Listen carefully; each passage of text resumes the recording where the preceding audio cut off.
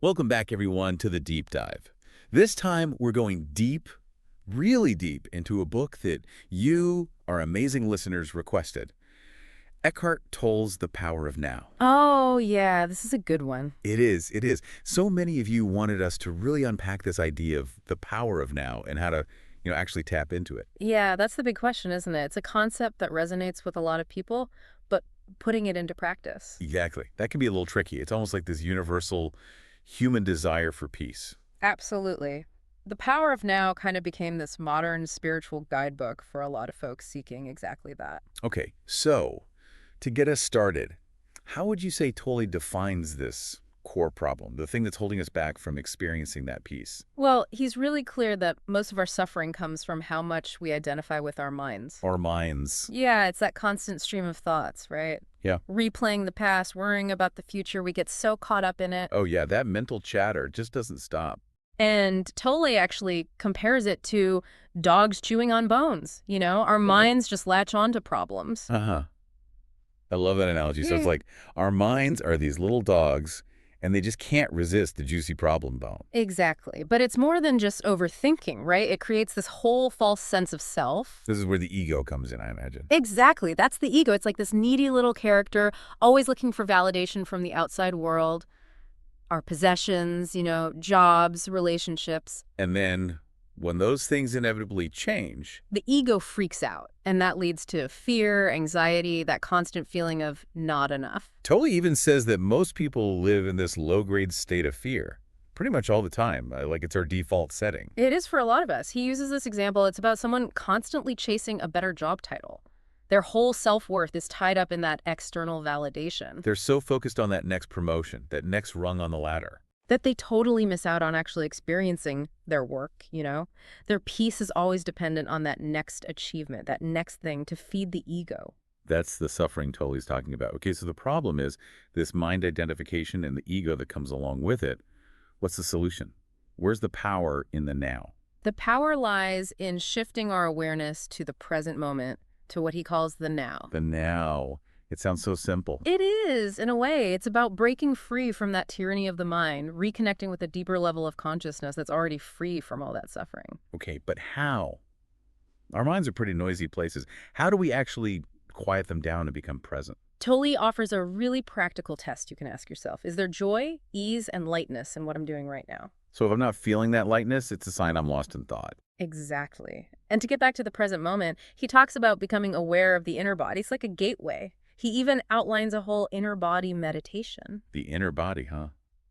How does focusing on our bodies help us tap into the now? Well, our bodies are always in the present moment, right? Unlike our minds, which are always flitting between past and future. I never thought of it that way. He describes the meditation as a way to connect with the unmanifested, the formless source of all things. Unmanifested. That sounds pretty deep. It is. Think of it as pure awareness before it becomes thought or emotion. Okay, so the inner body is like a bridge to that deeper level of awareness. Exactly. By paying attention to those sensations within your body, you create a gap in that constant stream of thoughts. You can then tap into a much more profound sense of presence. So it's not just about relaxing, it's about accessing a different way of being. Right. And Tolle actually talks about the benefits of this practice. Hmm. Like heightened awareness of these subtle energies and a deeper connection to the now. Wow. Are there other ways to create this gap in our thoughts? Other portals to the now, as Tully calls them? Absolutely. He talks about simply noticing the space around you or the silence between sounds. Even conscious breathing can be a portal. Anything that helps us step out of the mental noise, even for a moment. Exactly. It's like hitting the pause button on those thoughts. He uses this analogy that I love about ducks shaking off water after a swim. Oh, I love that one. It's such a great image of releasing all that negativity and returning to a state of peace. Right. Letting go of mental and emotional turmoil, returning to stillness. And it's not about suppressing those feelings, but just letting them move through you without resistance. Okay, so we've got the problem. Mind identification, the ego. We've got the solution, the power of now. And we can access it through awareness, finding those portals to the present moment. But you also mentioned surrender as a big part of Tolle's teaching. Yes. This is another fascinating piece of Tolle's work. Surrender is about accepting whatever is arising in the present moment. without labeling it good or bad. Right. It's about letting go of that struggle, the resistance to what is. It's about accepting the present moment exactly as it is. So it's like saying yes to life, even the messy parts. But doesn't that sound a bit passive? Like, are we just giving up? That's a great question. It's something a lot of people struggle with. Toll is very clear that surrender is not about becoming a doormat or resigning yourself to a bad situation. So it's not about inaction, but more about how we approach those actions, what energy we bring to them. Yes. Tolle describes it as a powerful affirmation of life itself, acknowledging that everything's unfolding as it should, even if we don't understand it. He even says, surrender is perfectly compatible with taking action, initiating change, or achieving goals. That's a powerful statement. So it's about trusting that bigger picture, even when things are tough. Hmm. But how does that play out in real life? Well, that's a great question and something we should dive into in the next part. But before we move on, you mentioned Tolle has an interesting perspective on the body. I'm curious about that. Oh yeah, I was surprised to read that he has a pretty different take on the body than, what you often hear in spiritual circles. Right. Instead of seeing the body as something to be denied or transcended, he actually views it as a portal to spiritual realization. Wait, so he's not advocating for denying the body, but embracing it. That's fascinating. It is. It's a real paradigm shift. Tolle actually says that our true nature is concealed within the body, not separate from it. So the body is both the illusion and the gateway to what's real. I'm intrigued. It is a paradox, isn't it? But he points out that we experience everything through our bodies. Senses, emotions, feelings, it all happens in this physical form. Okay, so if we want to connect with a deeper reality, maybe we need to start with the body. Precisely. And in his Sermon on the Body, Tolle even talks about how many spiritual seekers have sought enlightenment through denial of the body, practices like fasting or celibacy. Right. But he believed these practices can create further separation and prevent us from experiencing the fullness of being. He's arguing that the body itself can be this powerful tool for awakening. I'm really curious to hear more about that. We'll definitely dive into that in the next part. I can't wait. Okay, so just to recap, we've explored some of Tolle's central ideas. The problem of mind identification, the solution of the power of now, and the surprising importance of the body in all of this. It feels like we're starting to get a pretty solid foundation for understanding his work. Absolutely. And we've only just begun to scratch the surface. There's so much more to unpack in the power of now, especially how all this plays out in our everyday lives. That's for next time. But for now, we'll leave you with that to ponder.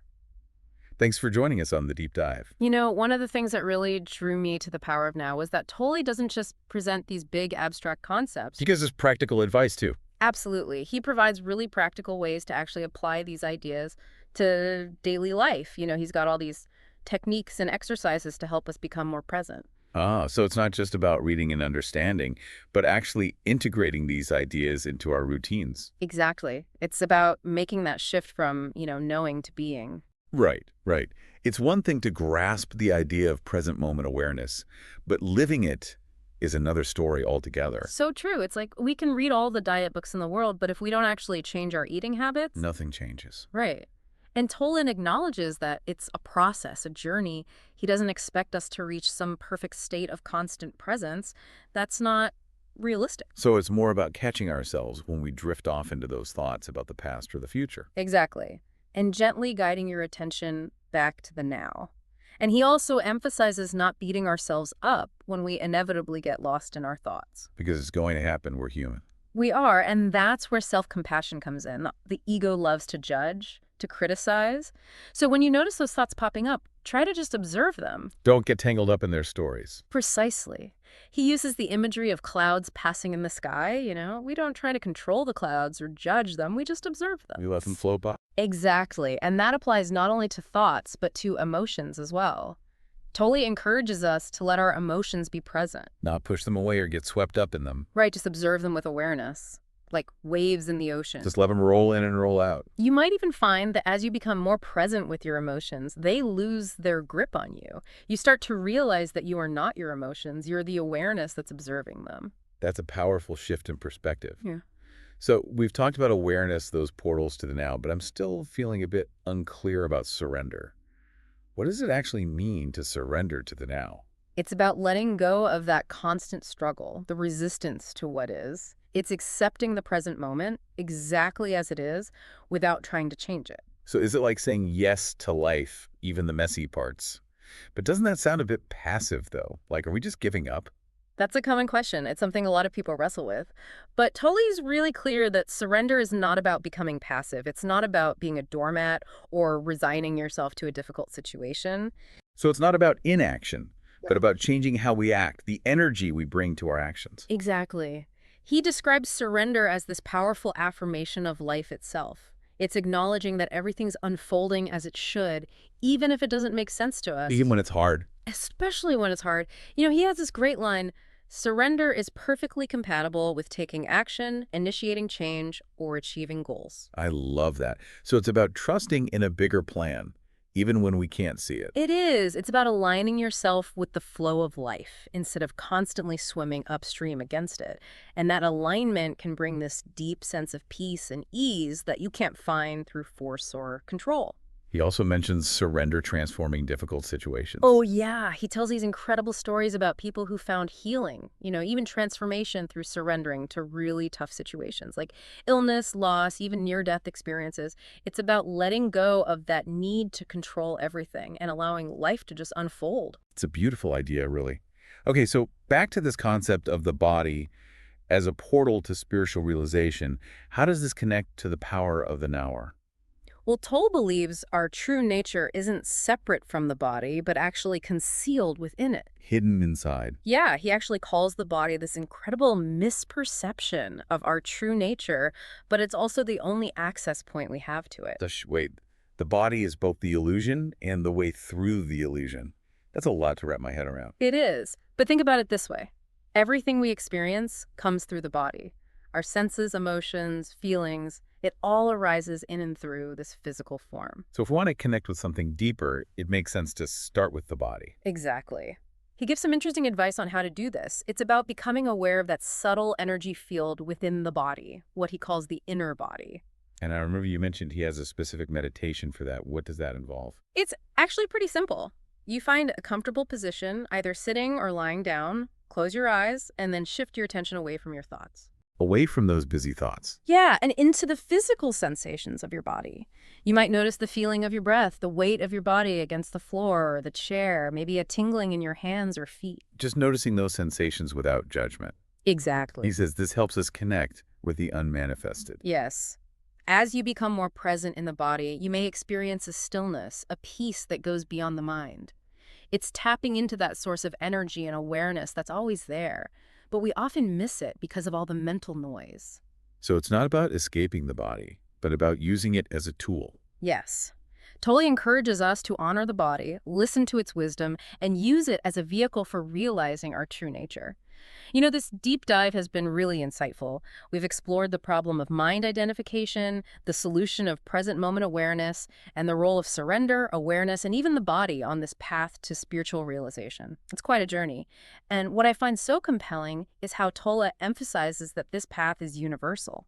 It's not about adhering to a specific religion or set of rules. It's about recognizing a truth that's accessible to everyone, regardless of their background. Exactly. And that truth is the power of the now. That the present moment is the only place where life truly exists. It's where we experience joy, connection, creativity, love. It's all right here, right now. Exactly. And it's always available to us. All we have to do is quiet our minds and tune in.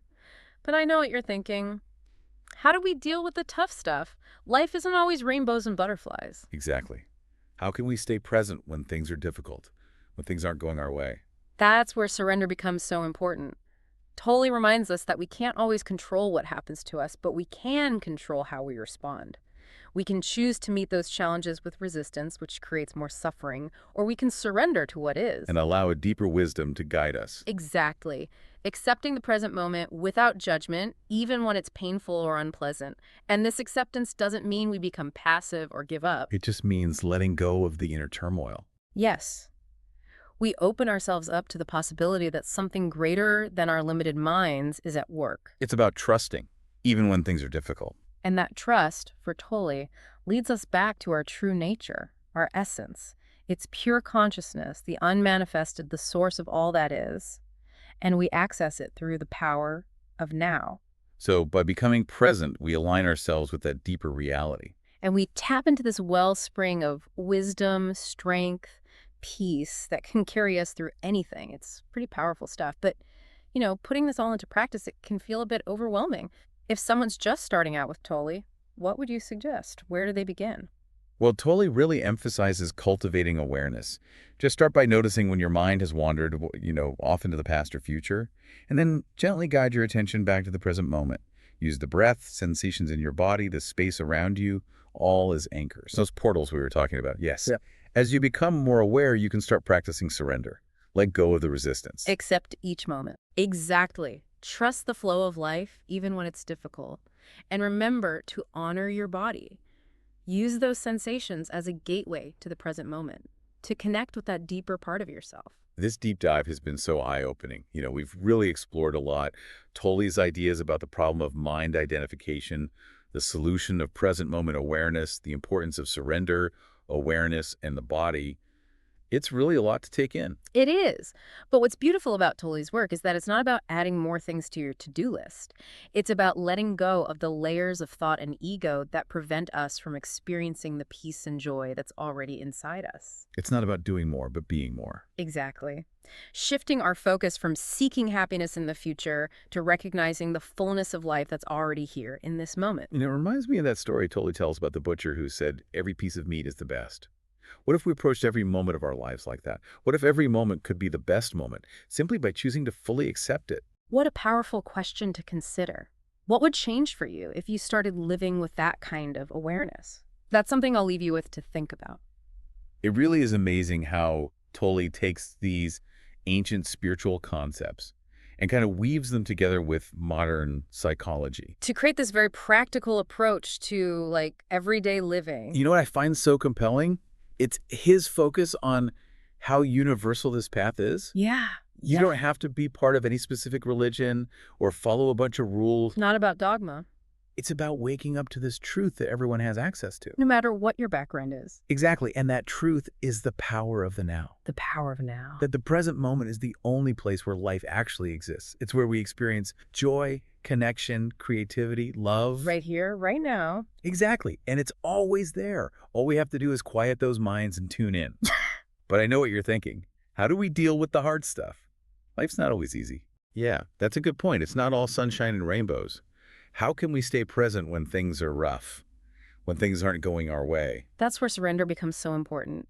Tolle reminds us that we can't always control what happens around us. Things happen. Things happen, but we can control how we respond. We can either meet those challenges with resistance, which just creates more suffering, or we can surrender to what is.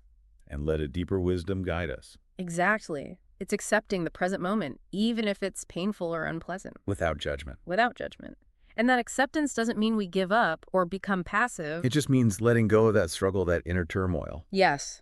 We open ourselves to the possibility that there's something bigger at work here than just our minds. It's like trusting in something bigger, even when it's hard. And that trust, according to Tolle, leads us back to our true nature, to our essence. To that pure consciousness, the unmanifested. Yes, to the source of it all. And we access it through the power of the now. By becoming present, we align ourselves with that deeper reality. And we tap into a wellspring of wisdom, strength, peace that can help us through anything. It's powerful stuff, but I imagine it can feel overwhelming, especially if someone's new to Tolle and his teachings. Where should they even begin? Tolle really emphasizes awareness. Just start by noticing when your mind wanders off, into the past or the future. And then gently bring it back to the present. Yes, exactly. Use your breath, the sensations in your body, the space around you. Those portals we talked about. Exactly. As you become more aware, you can start to practice surrender. Let go of the resistance. Accept each moment as it is. Trust the flow, even when it's difficult. And honor your body. Yes. Use those physical sensations as a gateway to the present moment to connect with that deeper part of yourself. This deep dive has been amazing. We've explored so much of Tolle's work. We talked about the problem of identifying with our minds, the solution of being present, the importance of surrender, awareness, and even the body on this path to spiritual realization. It really is a lot to take in. It is. But what's so beautiful about Tolle's work is that it's not about adding more to our to-do lists. It's about letting go of those layers of thoughts, of the ego Those things that keep us from experiencing the peace and joy. that are already inside us. Exactly. It's not about doing more, it's about being more. Shifting our focus from seeking happiness in the future to recognizing the fullness of life that's available right now. In this very moment. It reminds me of that story Tolle tells about the butcher who said that every piece of meat was the best. What if we lived each moment like that? What if every moment could be the best moment just by choosing to accept it fully? That's such a powerful question to reflect on. What would change for you if you started living with that awareness? That's something to ponder. Thank you for joining us on this deep dive into the power of now. We hope you've enjoyed exploring these powerful teachings with us. Remember, the power to change your life is available right now, In this moment. in this moment. Thanks again for listening.